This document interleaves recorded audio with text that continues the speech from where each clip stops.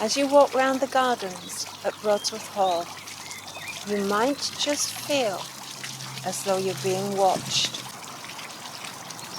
The gazing, vacant eyes of 13 ghostly figures seem to follow you as you pass by them. And the whiteness of these marble statues and their flowing robes give them even more of a spectral appearance. Classical sculpture is a feature of an Italianate garden, such as this at Brodsworth. It typically takes its themes from ancient Greece and Rome and from mythology. These statues have some lovely detail, right down to the hairstyles. And I've tried to wear my hair in a similar style today. So now I'm going to take you on a tour of the statues and point out their links to classical mythology, which, although is intriguing, it's not necessarily spooky.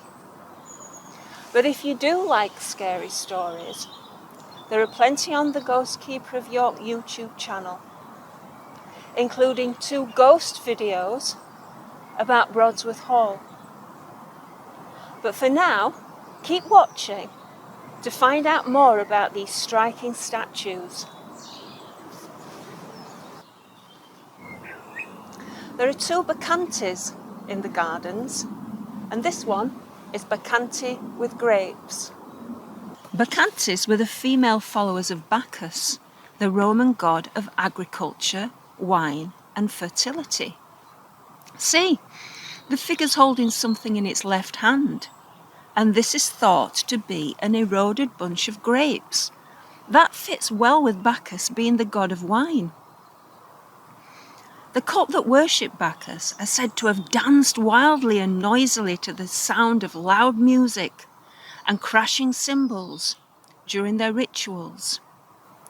And at the feet of this one, there are what could be cymbals or castanets. The followers of Bacchus wore fur such as fox fur or sometimes fawn skin. And there's some patterning on the inside of the robe and draped strands around the neckline, which look like they could be depicting fur. Some of the statues in the garden are supported by a tree trunk, and this is one of them.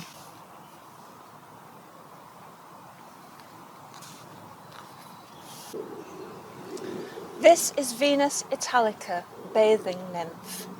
It's thought to be influenced by the work of Antonio Canova, and a clue is here by her feet. Venus is the Roman goddess of love and beauty, and she's usually shown naked or scantily clad, like she is here. She's taking a furtive glance to the side, as if she's checking to see if anyone's watching her bathing.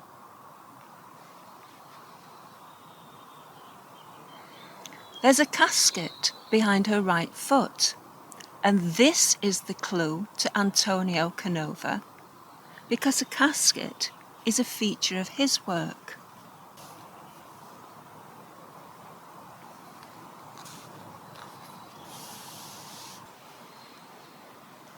This one is Psyche with butterfly, also believed to be an Antonio Canova copy. A bit about Psyche is that she started life as a beautiful mortal, but it was only when she married Eros, the god of love, that she became a goddess. Psyche is the Greek goddess of the soul and is often depicted with butterfly wings. But instead here, she's holding a butterfly. The butterfly in mythology represents the soul and the mind. This is Ceres, the Roman goddess of agriculture, grain crops and fertility. Ceres is shown here, holding poppy pods. But there's something else as well. It's probably associated with the harvest too. Maybe you can make out what it is.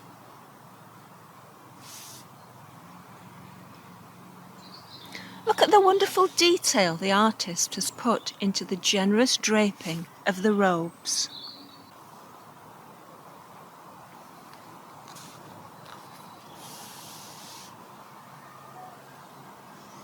This one is known as Woman in Classical Robe, a bit like me. She's not got any name from mythology. She's just as a classical woman may have looked with her draping robes and her hairstyle. A hand must have broken off at some time because there's a repair where it's been reattached. And she appears to be holding something in her right hand, but I've not been able to confirm what it is. Again, maybe you could suggest what it could be.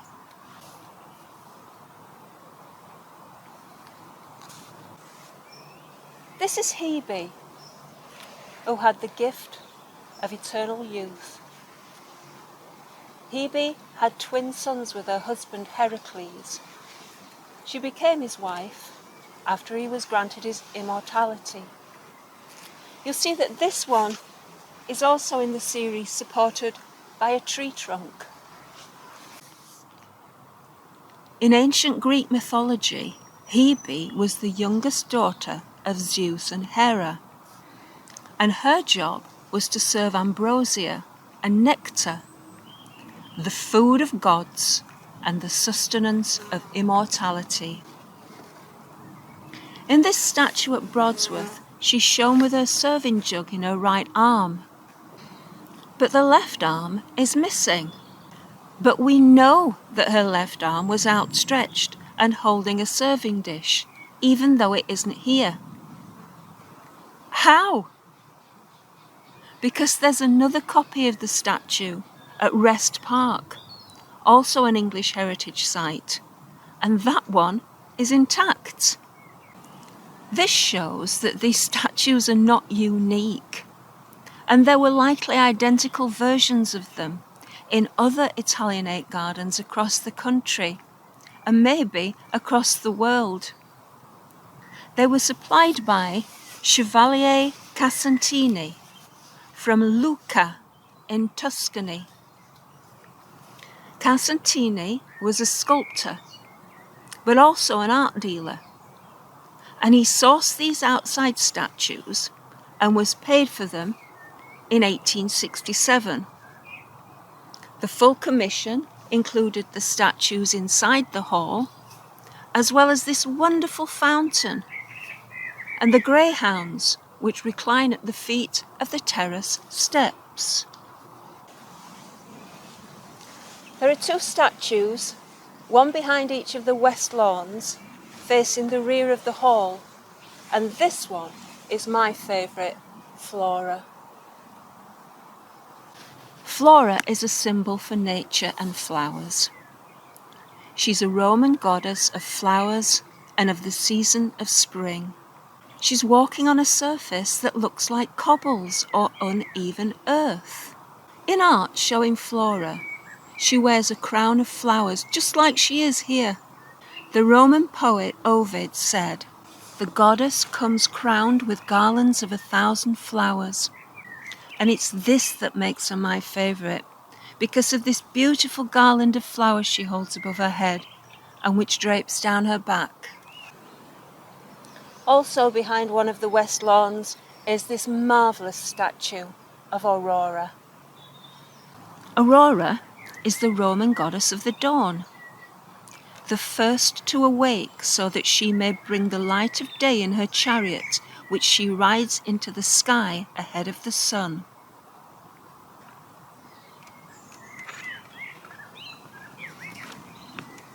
She has a purple mantle that spreads out behind her, and she's said to scatter roses and flowers before her. She's considered the mother of the morning star. And here her crown has a star at the front centre.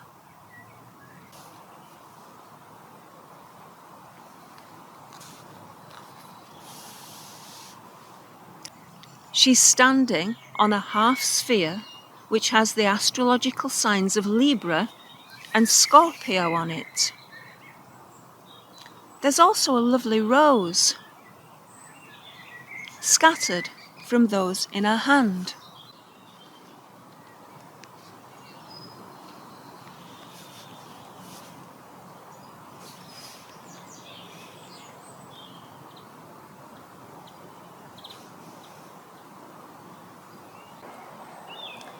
This is the second of the bacchantes. This one is known as Bacchante with tambourine. These female followers of Bacchus, the god of wine, are often portrayed in a state of ecstatic frenzy through a combination of intense dancing and drunken intoxication. See the patterning on the inside of the robe, which resembles animal skin, maybe fawn skin, which is associated with bacchantes. She is also one of the series supported by a tree trunk. This one is wearing sandals and is shown dancing and playing a tambourine. Remember, they made a right old racket with their clamorous music. Again, you can see the amount of detail put into the clothing by the artist with this close-up of the patterning of the animal skin.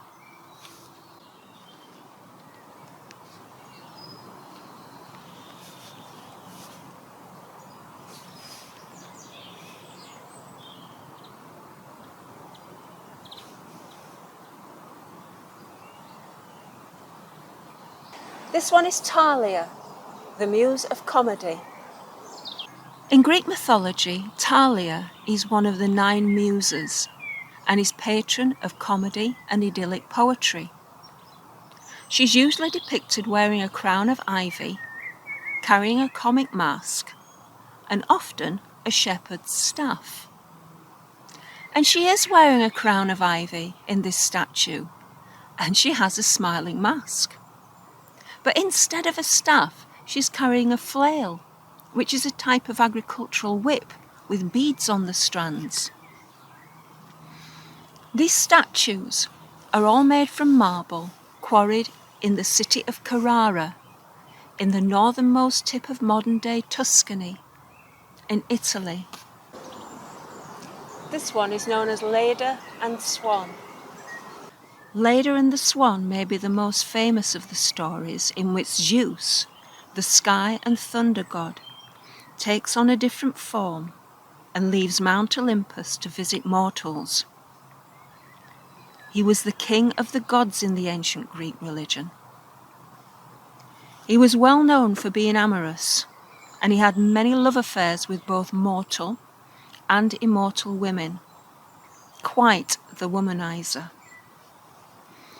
He often took on the form of an animal, for example a cuckoo or a bull, or in this case a swan.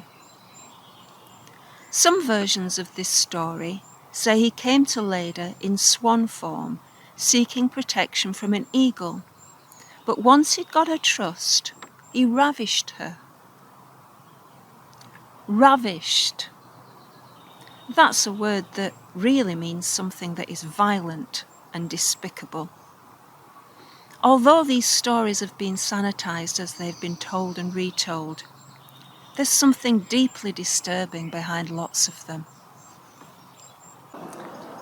Here is Venus bathing nymph. This is another one of Venus, the Roman goddess of love and beauty, who, as in the last version we saw of her, usually appears naked or scantily clad. So now we can compare this with the statue where we started, which was Girl with Dove. But before we do, let's just look at the skill in how the hairstyle has been captured in this one.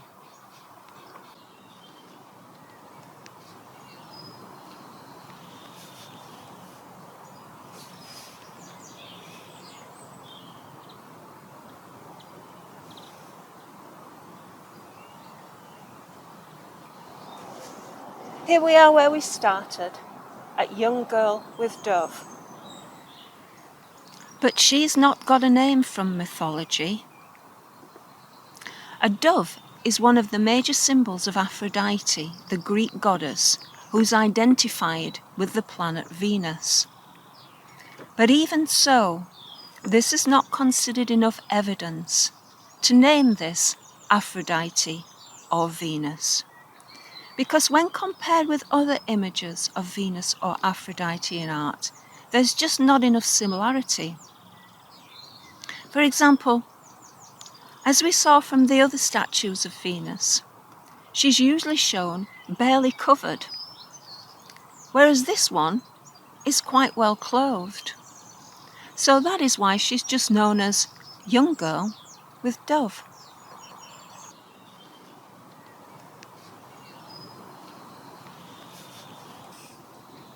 Although these statues have got an eerie feel to them, including these creepy dogs, this video has not been meant to be scary.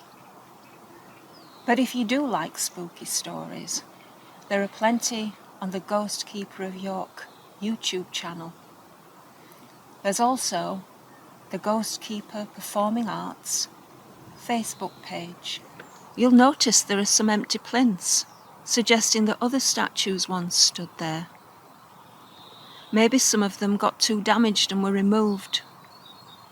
Others may have been stolen when the gardens were not secure before English heritage took over.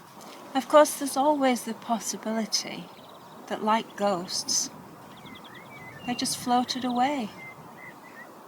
Or maybe they simply disappeared. Just like that.